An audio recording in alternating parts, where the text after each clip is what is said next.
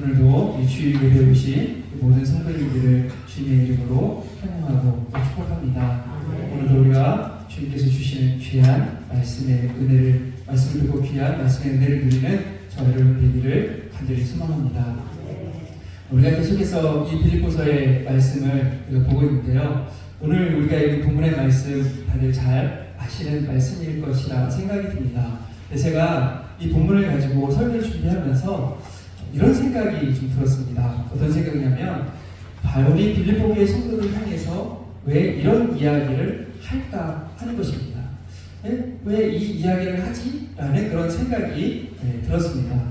이런 생각이 왜 들었냐면 바로 12절 때문인데요. 12절 끝부분에 보시면 이렇게 말씀합니다. 너희 구원을 이루라. 이렇게 지금 말씀하고 있습니다. 너희 구원을 이루라. 그런데 우리가 이 말씀에 대해서 좀 한번 생각해 볼 필요가 있는 것 같습니다. 자, 사랑하는 성도 여러분, 구원은 내가 스스로 이루는 것인가요? 아니면 구원은 은혜로 주어지는 것인가요? 그렇죠. 우리 성도님들 너무나도 잘 알고 계십니다. 구원은 은혜로 주어지는 것입니다. 내가 스스로 무언가를 해서 얻는 것이, 구원은 그렇게 얻는 것이 절대로 아닙니다. 또 우리는 구원을 위해 스스로 무언가를 할 수 있는 존재도 아닙니다. 왜냐하면 우리는 전적으로 부패했기 때문에, 타락했기 때문에 우리가 구원을 위해서 뭔가를 할 수가 없습니다. 우리의 생각, 우리의 행동, 우리의 의지, 이런 모든 것이 다 타락했기 때문에 우리는 하나님을 찾을 수도 없고 우리가 스스로 구원을 얻을 수도 없는 그런 존재들인 것입니다. 그렇기 때문에 하나님께서 어떻게 하셨습니까? 하나님께서 우리에게 찾아오신 거죠. 우리가 하나님께 나아갈 수가 없으니까 하나님께서 우리에게 찾아와 주신 것입니다.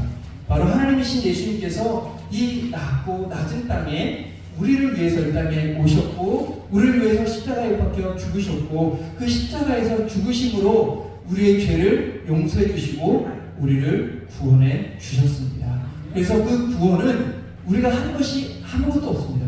구원을 위해서 우리가 한 것이 아무것도 없고 그저 하나님의 은혜로 우리에게 주어지는 것입니다. 자, 그런데 오늘 본문에서는 바울이 지금 뭐라고 말하고 있습니까? 구원을 이루라.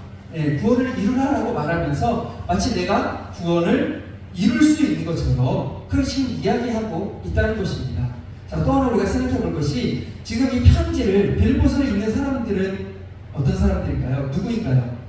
빌립보교의 성도들이죠. 빌립보서를 읽는 사람들은 빌립보교의 성도들입니다. 자, 그러면 이 성도들은 구원 받았을까요? 안 받았을까요? 그럼 우리가 어떻게 알아요? 이런 표정이신데, 자, 이들은요 지금 바울을 통해서 복음을 들었습니다. 누구를 통해서 복음을 들었어요?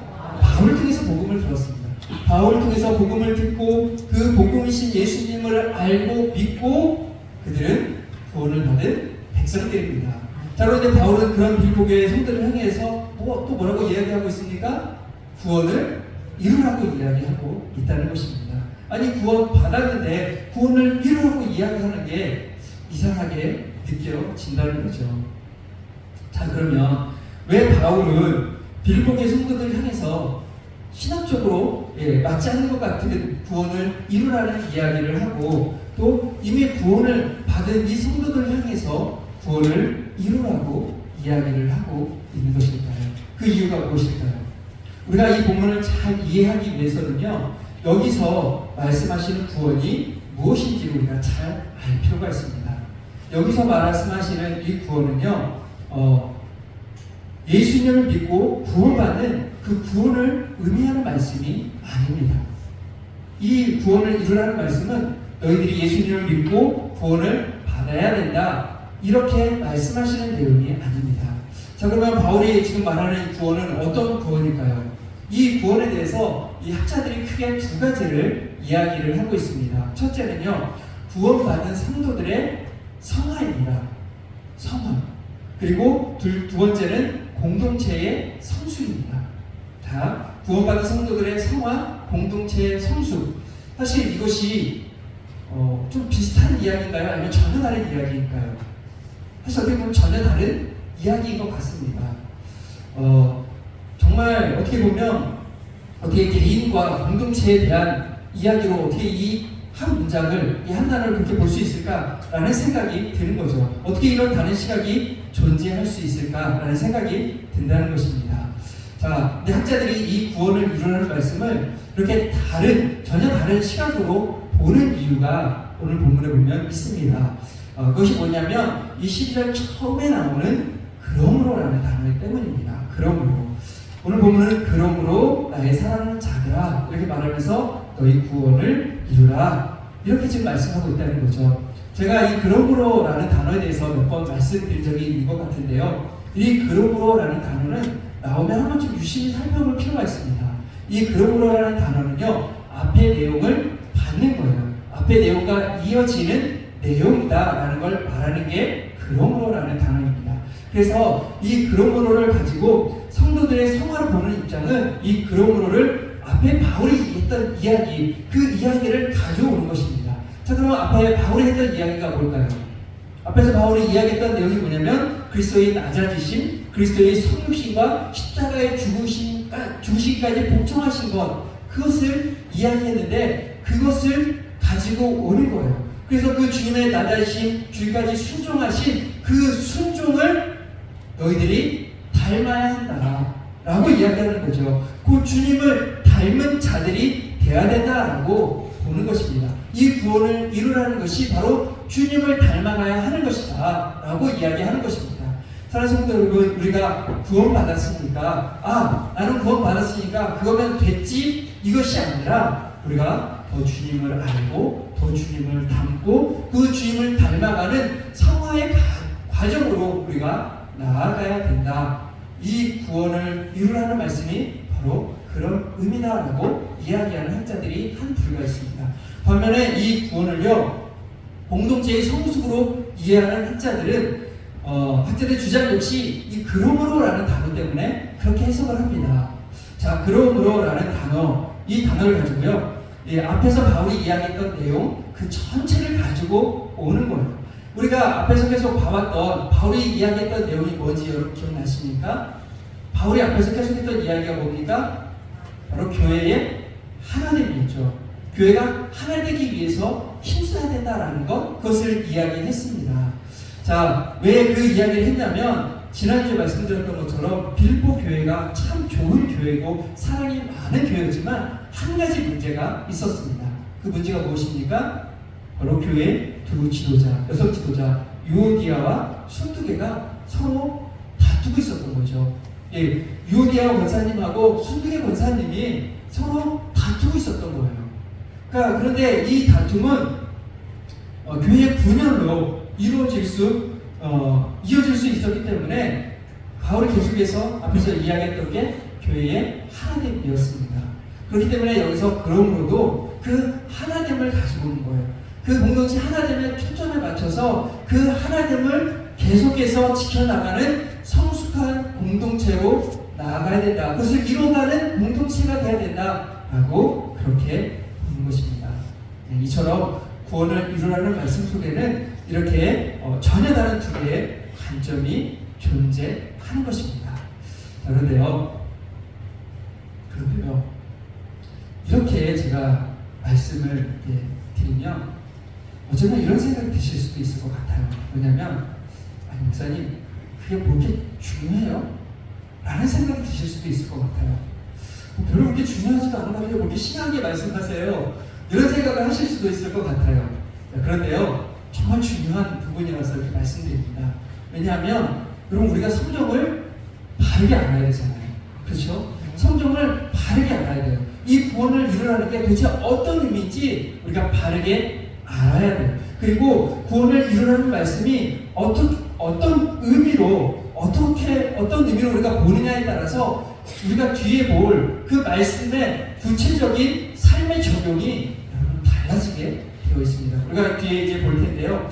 그렇기 때문에 이 12절에 구원을 이루라는 말씀이 정말 개인의 그 성화를 위한 말씀인지 공동체의 성숙을 위한 말씀인지 어떤 의미인지 우리가 이 말씀을 바르게 알고 보는 게 정말 중요하다는 것입니다.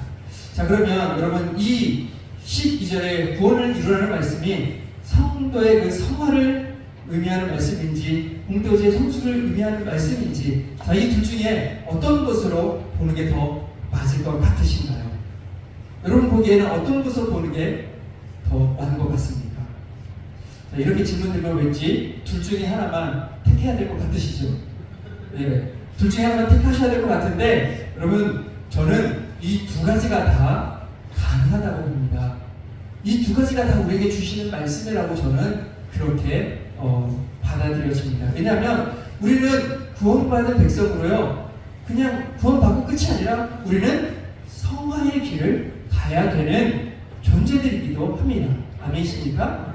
우리는 구원받고 성화의 길을 가야 합니다. 또 우리는 교회 공동체로 우리는 부름을 받았습니다. 우리는 교회 공동체로 부름을 받았기 때문에 교회 공동체의 그 성숙을 위해서도 애써야 하는 존재들이기도 합니다. 그 때문에 우리는 먼저 이 두 가지가 다 우리에게 주시는 말씀으로 받을 수 있어야 돼요. 그리고 우리는 먼저 내가 구원받은 백성으로 구원받은 것에만 만족하고 우리가 살아가고 있는 것은 아닌지 우리 자신을 돌아보고, 정말 그러고 있다면 다시금 그것에 머무는 것이 아니라 오늘 말씀을 통해서 다시 한번 우리가 성장해 가는 성화의 길로 나아갈 수 있는 저와 여러분들 되기를 간절히 소망합니다. 또한 우리가 공동체로 부름을 받았기 때문에 그 교회 공동체를 성숙시키고 교회 하나됨을 위해 노력하는 모습도 계속해서 저와 여러분 가운데 있기를 간절히 소망합니다. 자, 그런데 우리가 이 성화의 길을 가고 또 교회 공동체를 성숙해 가야 한다라는 말씀을 들으면 여러분 안에 어떤 마음이 드시나요? 솔직히 한번 말씀해 보세요. 어떤 마음이 드십니까? 그거 너무 어려운데요? 라는 마음 혹시 드시지 않으신가요? 내가 이만큼 했으면 됐지, 이런 생각 혹시 또 드시지는 않으시나요? 우리 안에 내가 성숙해 가야 된다, 성화의 길을 가야 된다, 교회 공동체를 더 성숙시켜 가야 된다라고 하면은 우리는 그거 너무 힘든데요? 라는 마음이 사실 우리 안에 많이 듭니다. 그렇기 때문에 우리가 오늘 말씀에 사실 더 귀를 기울여 볼 필요가 있습니다. 오늘 이 빌보서가 우리에게 뭐라고 말씀하시는지, 너희들이 구원을 이루라고 말씀하시면서 뭐라고 우리에게 말씀하시는지 우리가 그 말씀에 귀를 기울여 볼 필요가 있습니다. 자, 뭐라고 말씀하시는지 우리 13절 말씀도 같이 한번 읽어보도록 하겠습니다. 자, 13절 말씀 같이 읽겠습니다. 너희 안에서 행하시는 일은 하나님이시니 자기의 기쁘신 뜻을 위하여 너희에게 소원을 두고 행하게 하시나니. 아멘. 자, 23절을 보면요, 이 원어 성경에 한 단어를 우리 개역개정 성경은 번역해 놓지 않은 것을 볼 수 있습니다.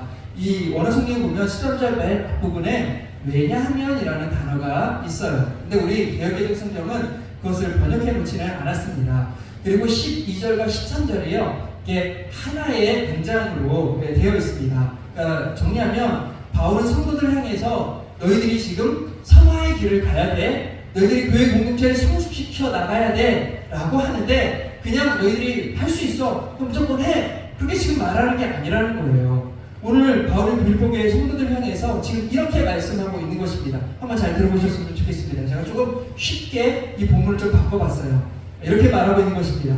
너희들이 성화가 되고 성숙해 나가야 하는데, 왜냐하면 너희 안에 계시는 하나님이 그것을 할 수 있도록 마음도 주시고 또 능력도 주시기 때문이야. 그러니 너희들은 할 수 있다라고 지금 이야기하고 있는 것입니다.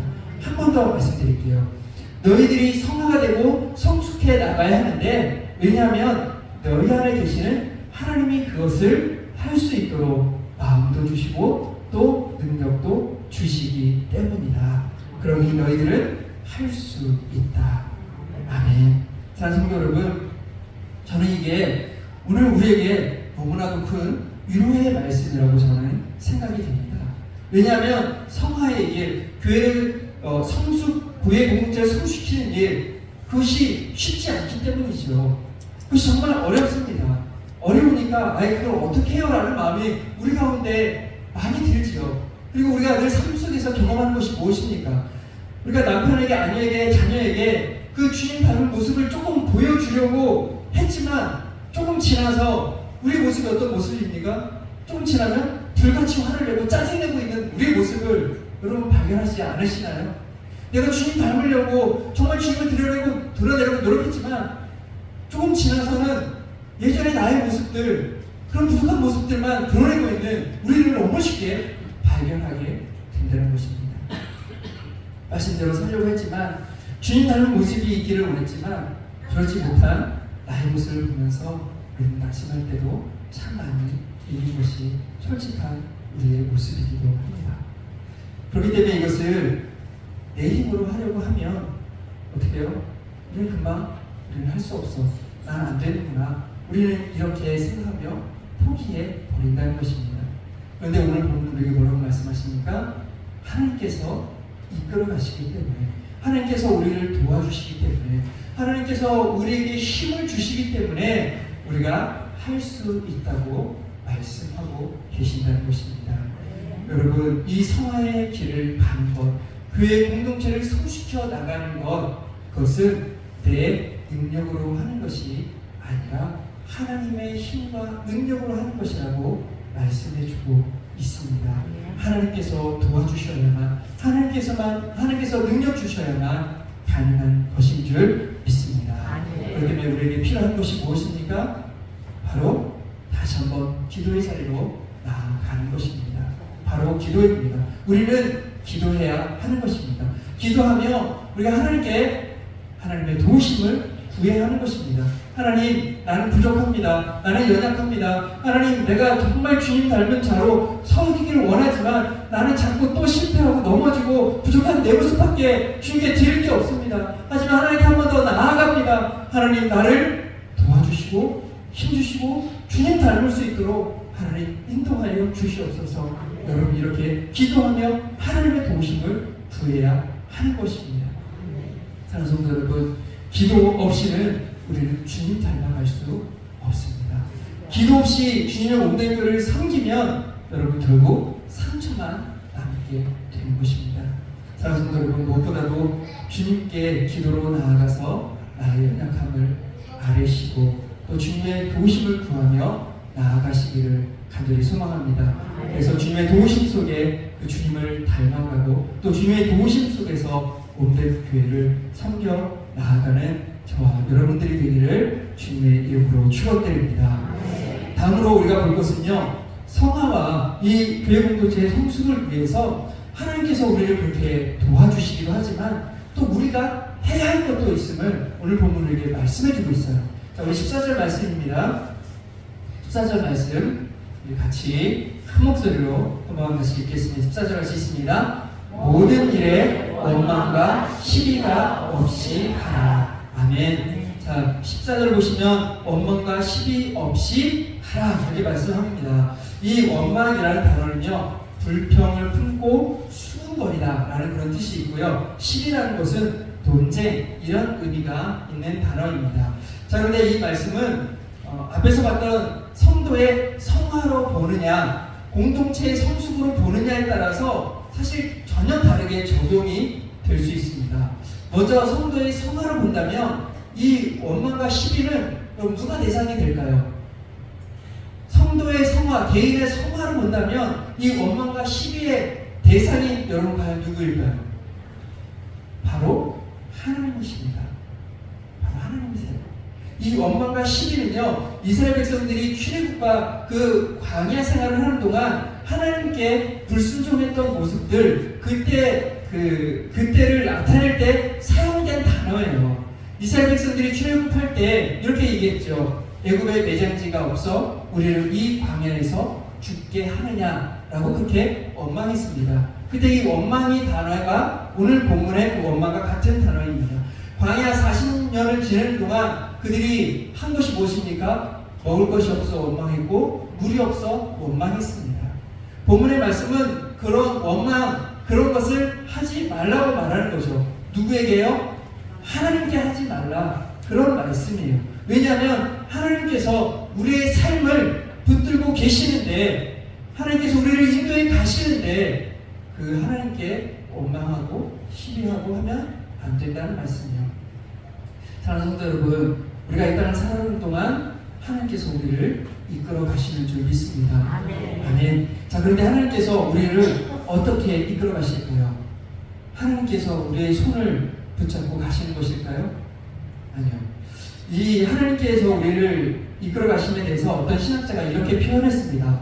하나님께서 우리를 이끌어 가시는 것은 우리가 하나님 손을 잡고 가는 것도 아니고 하나님이 우리의 손을 잡고 가시는 것도 아니다. 하나님이 우리를 이끌어 가시는 것은 하나님이 우리를 업고 가시는 것이다. 하나님께서 우리를 업고 가십니다. 자, 그런데요, 하나님께서 우리를 업고 가신다고 했을 때 우리들이 이렇게 생각하시고요. 하나님께서 우리를 좋은 대로만, 속지 꽃길만 걷게 하신다. 우리는 이렇게 생각하기 쉽습니다. 자, 그런데 하나님께서 우리로 하여금 꽃길만 걷게 하실까요? 하나님께서 우리를 좋은 길로만 인도해 주실까요? 아닙니다. 하나님께서 우리를 업고 가실 때는 광야에도 데려가시고요, 가시밭길도 데려가십니다. 그런데 우리를 그곳에 데리고 가실 때는 이유가 있으신 거죠. 왜 데려가실까요? 우리로 하여금 성장하도록, 우리로 하여금 더 믿음이 자라나도록, 우리로 하여금 이 사모의 길을 가도록 하나님께서 우리를 그곳에 데려가시는 것입니다. 그런데 우리는 그것도 모르고 하나님 왜 우리를 이렇게 힘든 데만 자꾸 두십니까? 라고 하나님께 원망하면 안 된다라고 말하고 있는 것입니다. 사랑하는 성도 여러분, 우리가 주님을 닮기 위해서 그 어려운 고난의 자리에 있을지라도 우리가 기억해야 될 것은 바로 하나님이 나와 함께 하신다는 것, 그것을 우리가 늘 기억해야 될 줄 믿습니다. 그리고 그곳에는 하나님의 뜻이 있다는 것, 그것도 또한 우리가 기억해야 될 줄 믿습니다. 사랑하는 성도 여러분, 이것을 기억하며 어려움 속에서도 인내하시고 주님이 나를 이끌어 가심을 기억하며 더 주님 닮아갈 수 있는 저와 여러분들이 되기를 간절히 소망합니다. 다음으로 이 원망과 시비를 교회 공동체의 성수로 본다면, 자, 이 말씀이 누구를 향한 말씀으로 될까요? 바로 성도들 서로에게 원망과 시비를 하지 말라는 말씀으로 볼 수 있는 것입니다. 성도 상호 간에 정말 시비와 원망을 통해서 다툼이 있어서는 안 될 줄 믿습니다. 바울이 특별히 이 말씀을 하는 것은요, 이 원망과 시비가 교회 공동체를 파괴하는 가장 무서운 것이기 때문입니다. 그렇기 때문에 교회 안에서 모든 일을 감당할 때 우리는 원망과 시비 없이 하려고 애써야 하는 것입니다.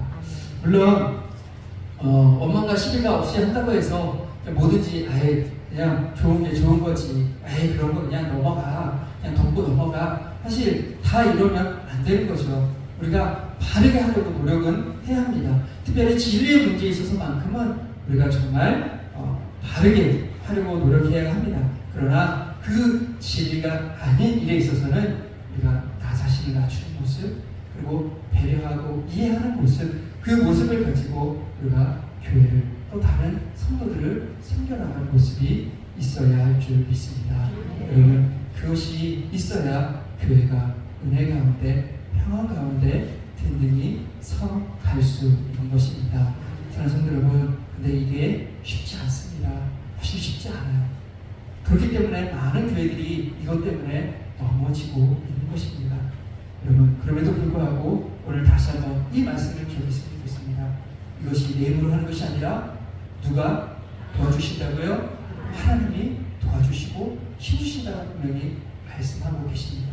그렇기 때문에 여러분, 기도하며 하나님께서 나를 붙들어주시고 도와주셔서 이 원망과 시비 없이 교회를 세워가는데 하나님 나를 사용하여 주옵소서.